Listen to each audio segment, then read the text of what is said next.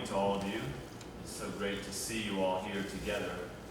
Over the past several days, I've had the privilege of speaking to groups of you, but finally, we're all here, and that's good.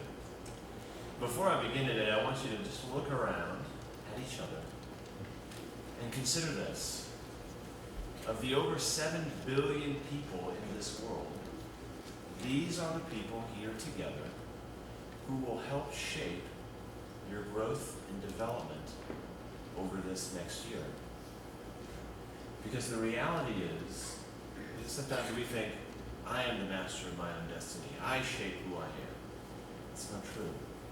The people around you help shape who you are. And sometimes we say things like, well, gosh, that's a coincidence. That's so random. It's fate. And that's not it either. We believe in a sovereign God who has brought people together, who actively reigns and rules over this creation. And so it is no accident that we are here together as a community this year. Well, as we begin the year together, I want to outline a pattern that I see happening in the Bible as a way of introducing our theme verse for this year. Every year we select a theme verse, and while our mission doesn't change, the season, the state of our school does. And so there are passages that are perhaps more relevant to where we are as a community than perhaps in other years. And I think I've got a really good one selected for us this year. But before I introduce you to that verse, I want to walk through some biblical stories that have a common thread, the explanation of which will lead to a greater understanding of our theme verse. First, I want you to think with me about Abraham. And if you've been here for a while, you've, I'm sure, come across this fellow in the book of Genesis.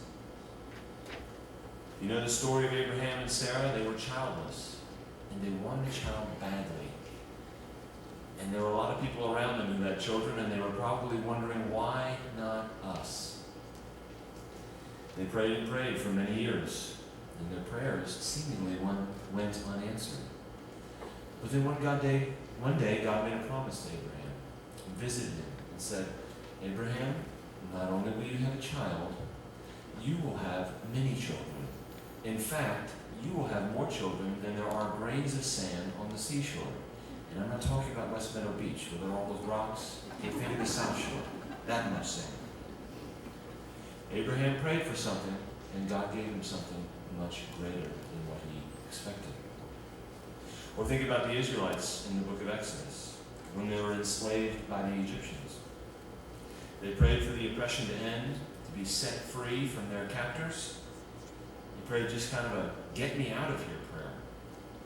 And then after a series of events which made it look like they'd be staying for much longer, one day God told them to pack up their stuff in rapid fashion, march through the Red Sea, and they would be led out of Egypt, not to just some refugee camp out in the middle of nowhere, but to the land of Canaan, the land flowing with milk and honey, the promised land. Or how about a less well-known story from the book of 2 Chronicles, where the king of Judah, Jehoshaphat, receives the news that he's about to be attacked by 3 neighboring armies, the likes of which, when they came together, would significantly outman him. He turns to God in prayer, and I'm paraphrasing here, he says, help! He receives a word from the Lord that he and his army are to take up their positions, stand firm, and see the deliverance the Lord will give them. So sure enough, they get their armor on, they march out to the place where God told them to be, and they show up, and they look down over the hill here, over the cliff where they're standing, and these armies have turned on each other. And they've all fought and they've killed each other. So they're all there. The dead bodies are laying there. And the Bible says that the Israelites were able to go and gather treasure from those armies, and it took 3 days to carry away, more than they could have ever asked or imagined. We see a pattern here. In each of these stories, people had real needs, and they prayed real prayers, and God completely exceeded those prayers. In each situation, God did immeasurably more than they could have asked or imagined. Does that sound familiar? Our theme verse this year was the New Testament reading read by Miss Lindsay from the book of Ephesians. Now unto him who is able to do immeasurably more than we ever ask or imagine, according to the power that is at work within us. Now please note that in each instance, none of these people sat idly by. They did not rub a lamp and ask God to grant them 3 wishes while they reclined on a couch and ate grapes and received fanning service.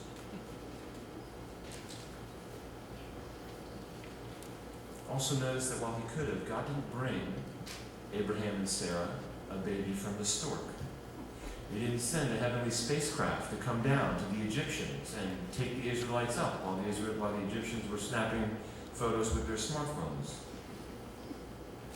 They didn't give Jehoshaphat a smart bomb button that he could just press and wipe out his enemies.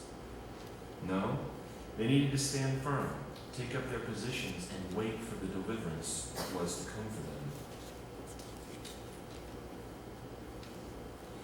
And what we see time and time again in Scripture is God working significantly through people's willingness to take up their positions, stand firm, and trust God for the results.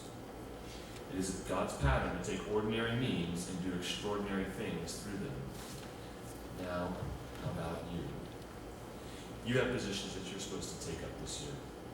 You received your course outline, your work job, your co-curricular activities that you'll be partaking in this year. Your path is pretty much set for the next 9 months.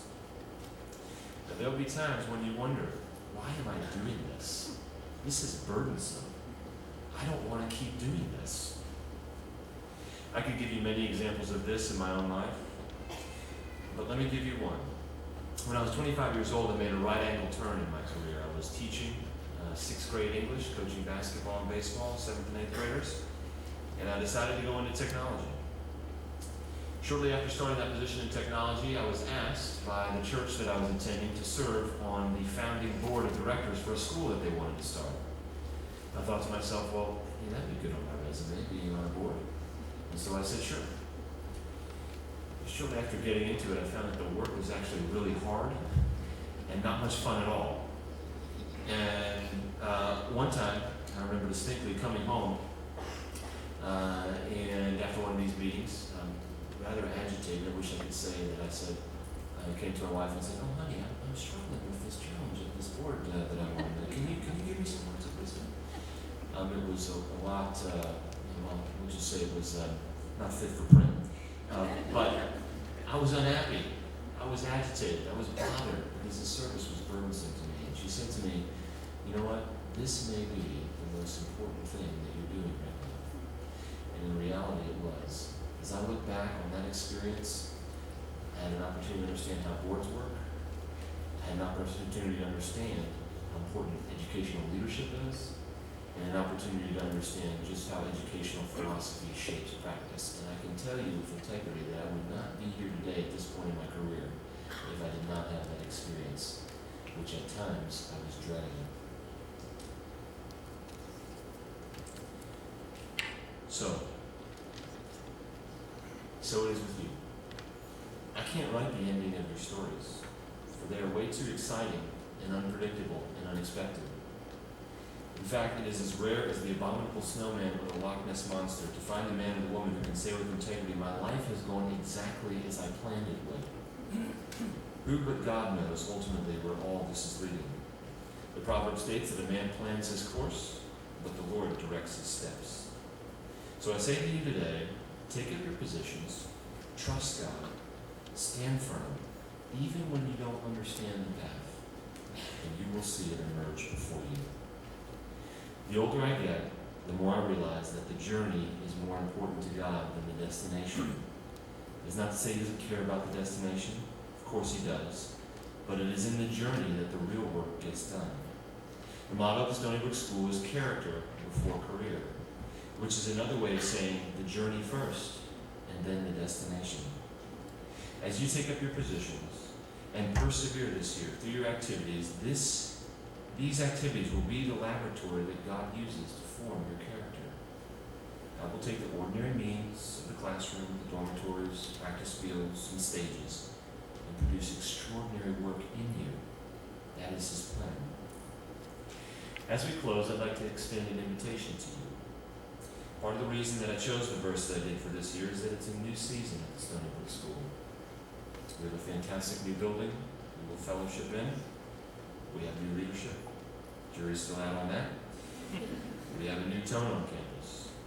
And there is genuine excitement about the prospects of the future of the Stony Brook School. There have been a lot of people who've been praying. A lot of people have been praying, God, make this school even better than it is. Do amazing things in this place. And the pattern that we see is that we need to watch out when we do those kind of prayers. Because God is at work. And He does immeasurably more than we could ever ask or imagine. Part of my job in leading this school is not only to oversee the day-to-day operations and the way things are going now, but also to chart the course for the future. Where are we going? Who do we need to be? How do we best serve the needs of you all in the 21st century? How can we make this experience for you as enriching as it possibly can? And so you know what? I need your help. I'm not smart enough to figure out this all by myself. I would like your input. So we've set up as a place for you to give this feedback, an email address called ideas at the Stony Brook School, at stonybrookSchool.org. Right? Whatever that handle is, Stony Brook School, right? Help me, I'm new. Isn't that right? stonybrookSchool.org? All right. Ideas at stonybrookSchool.org. You're welcome to come talk to me, but sometimes you've got a great idea and it's 12 midnight and you just want to fire it off. Great, do that. Okay, don't call me, send me an email. But I invite you to do that, because you're on the ground. You're the ones receiving this experience that we are trying to create for you. So your feedback is important to me. If you ask me things like we need big screen TVs in all the dorm rooms, I'm probably going to say no for now, okay? I'm talking about things that you've experienced that will directly affect the quality of your experience day to day, in your studies, on the field, in the dorms, and what you think you need in order to be prepared for the work that lies ahead of you. So there's an open invitation for you to do that. And if you feel comfortable, feel free to come and see me. I'll be happy to do that. All right, let's take up our positions. Let's stand firm. And let's see what God does this year. And let's not have low expectations. Let's have big expectations.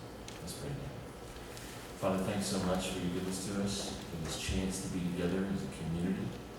All of us here in one room. Doesn't happen very often. So we collectively come before you and we say, God, help. Help make our year the best that it can possibly be. Help us to put behind us the travails, the sorrows of the past, and to recognize that with you, your mercies are new every morning. We don't need to carry around the stones, the anchors of the past that weigh us down. It's a new year, and there are new opportunities, and you're calling us to something new. Help us, Lord, when we become discouraged. Help us to persevere. Because when we do that, you're forming a character inside of us, and that can't be replaced. That can't be taken away. So we ask God for you to bless our year. Give us the grace and the strength that we need to be the people you want us to be. And Father, would you do immeasurably more than we could ask or imagine, bringing glory to yourself and health and peace and prosperity to us. In Christ's name.